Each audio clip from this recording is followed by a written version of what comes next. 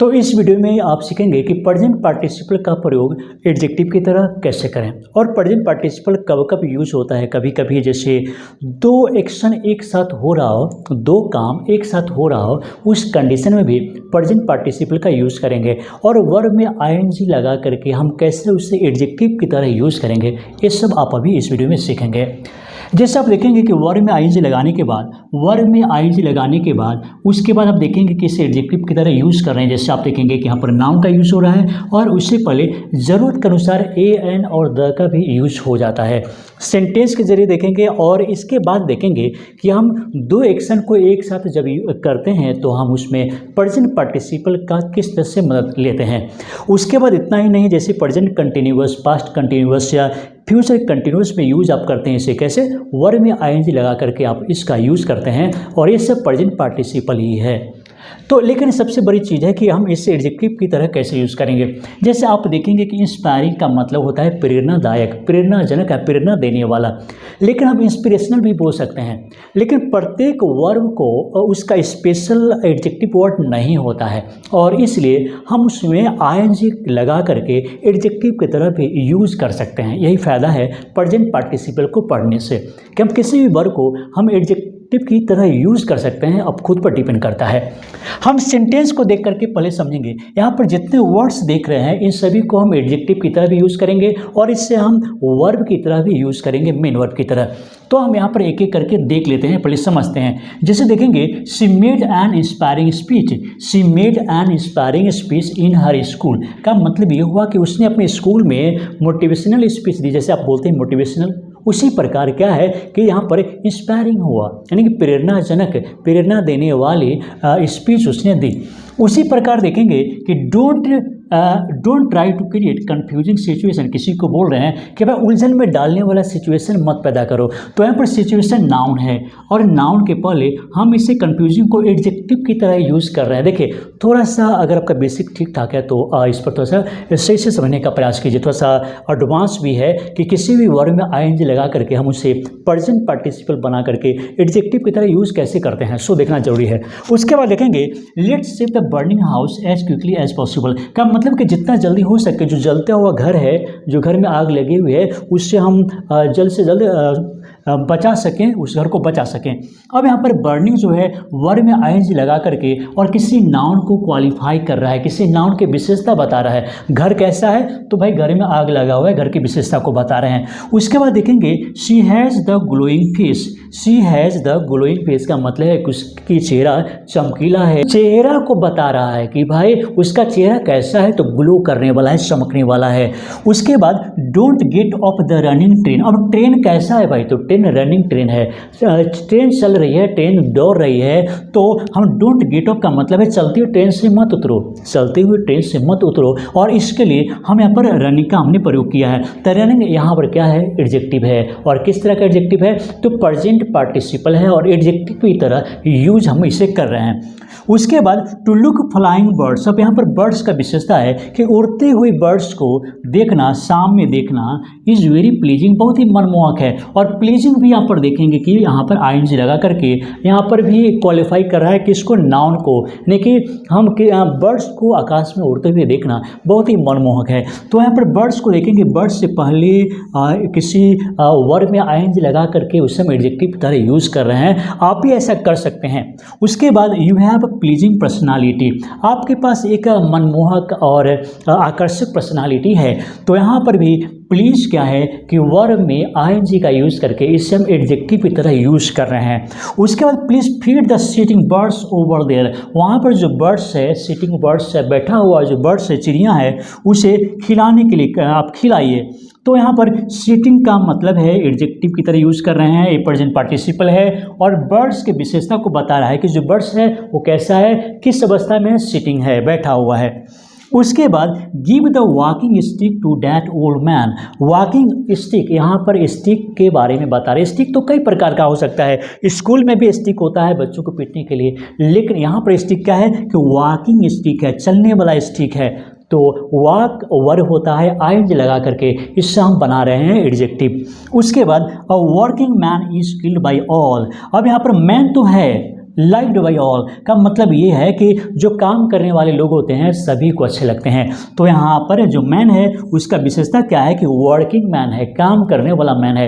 Verb में ING लगा करके, वर्क मींस काम करना, और आईएनजी लगा करके हम इसे एडजेक्टिव की तरह यूज कर रहे हैं और इसी को यहाँ पर हम बोलेंगे प्रेजेंट पार्टिसिपल। प्रेजेंट पार्टिसिपल का प्रयोग हम मेन वर्ब की तरह यूज करेंगे और कई बार कैसे कैसे करेंगे। जैसे मान लीजिए कोई घटित हो रहा है, कोई एक्शन घटित हो रहा है तो उसमें आप प्रेजेंट पार्टिसिपल का यूज करते हैं, वर्ब में आईएनजी लगा करके यूज करते हैं। दूसरी बात क्या है कि जब भी दो एक्शन एक साथ हो रहा होता है तो उसमें भी प्रेजेंट पार्टिसिपल का यूज करते हैं।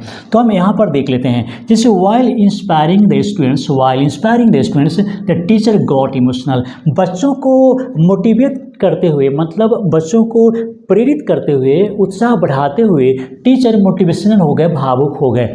तो यहाँ पर देखेंगे इंस्पायरिंग का मतलब यहाँ पर ये इंस्पायरिंग द स्टूडेंट्स, अब यहाँ पर ये एडजेक्टिव नहीं है बल्कि यहाँ पर ये वर्ब का काम कर रहा है, क्योंकि इंस्पायरिंग द स्टूडेंट्स का मतलब है, और ये यहाँ पर ये जो है ये ऑब्जेक्ट हो गया, ऑब्जेक्ट हो गया, स्टूडेंट्स ऑब्जेक्ट है।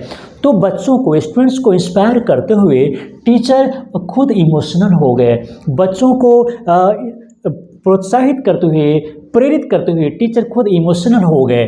तो यहाँ पर देखेंगे कि इंस्पायरिंग यहाँ पर प्रेजेंट पार्टिसिपल है और वर्ब की तरह ही यूज हो रहा है।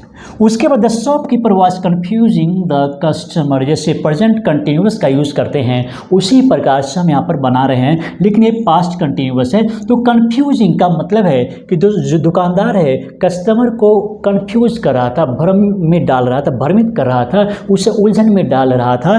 तो यहाँ पर कन्फ्यूजिंग मेन वर्ब की तरह है। लेकिन अब थोड़ा सा कुछ ट्रिक को समझते हैं। कुछ कभी कभी कुछ ऐसे सेंटेंस आ जाएंगे कि समझना मुश्किल होता है कि प्रेजेंट पार्टिसिपल है, ये एडजेक्टिव की तरह यूज हो रहा है या फिर यहाँ पर वर्ब की तरह यूज हो रहा है, इसे समझना जरूरी है।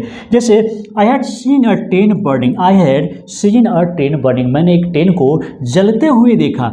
अब देखिए जलते हुए देखा था, उसके बाद I had seen a burning train, यहाँ पर जो बर्निंग ट्रेन है और बर्निंग ट्रेन यहाँ पर बर्निंग एडजेक्टिव की तरह है, क्योंकि किसी नाउन से पहले आकर के बर्निंग यहाँ पर यूज हो रहा है, तो ये नाउन को क्वालिफाई कर रहा है और इसलिए ये एडजेक्टिव है। I had seen a burning train, मैंने जलती हुई ट्रेन को देखा, लेकिन इसके बावजूद भी यहाँ पर बर्निंग एडजेक्टिव का काम कर रहा है, प्रेजेंट पार्टिसिपल ही है लेकिन एडजेक्टिव की तरह यूज हो रहा है। और यहाँ पर देखेंगे I had seen a train burning, और यहाँ पर बर्निंग बाद में यूज हो रहा है और इसका मतलब हुआ I had seen a train which was burning, का मतलब मैंने एक ट्रेन को देखा जो जल रहा था, और इसलिए यह क्या है कि ये वर्ब की तरह यूज हो रहा है। उसके बाद देखेंगे I saw her face was glowing, I saw मैंने देखा उसकी चेहरा चमक रही थी। I saw her face was glowing, लेकिन इसको दूसरे तरीके से बोल सकते हैं कि I saw her face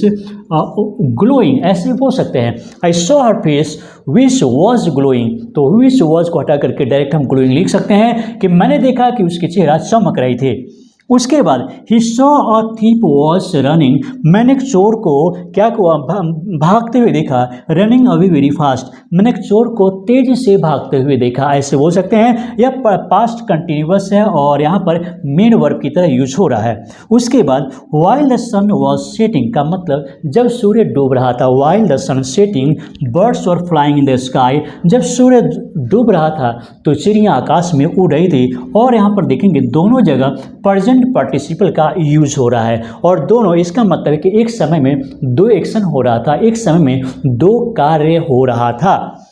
While walking on the roads, सड़क पर टहलते हुए I met my old friends, मैंने पुराने दोस्त से मिला।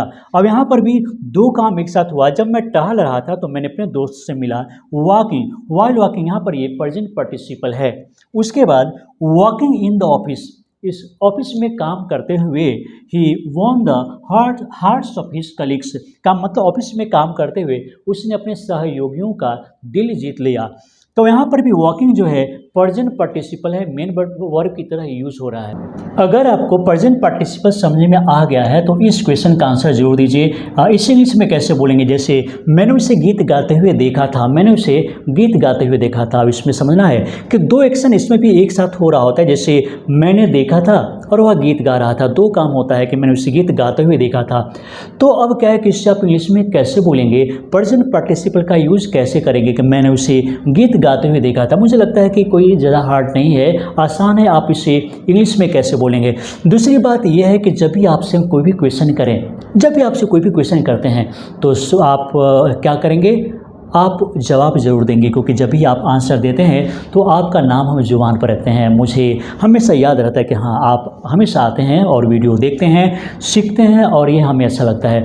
तो ज़रूरी है कि जब भी क्वेश्चन करें तो आप कमेंट में ज़रूर लिखें, आंसर ज़रूर दें। और अगर आपका कोई सुझाव हो कि और क्या पढ़ाया जाना चाहिए, क्या करना चाहिए, अपने सुझाव को ज़रूर लिखिए, क्योंकि हम आपके हर एक सजेशन को ज़रूर पढ़ेंगे और ज़रूर हम कमेंट भी करेंगे कि हमें वो करना चाहिए, नहीं करना चाहिए, या फिर हमें कब उस वीडियो को बनाएंगे। अगर आपके पास कोई सवाल भी है तो आप कमेंट में लिख सकते हैं, हम उस पर भी वीडियो बना सकते हैं।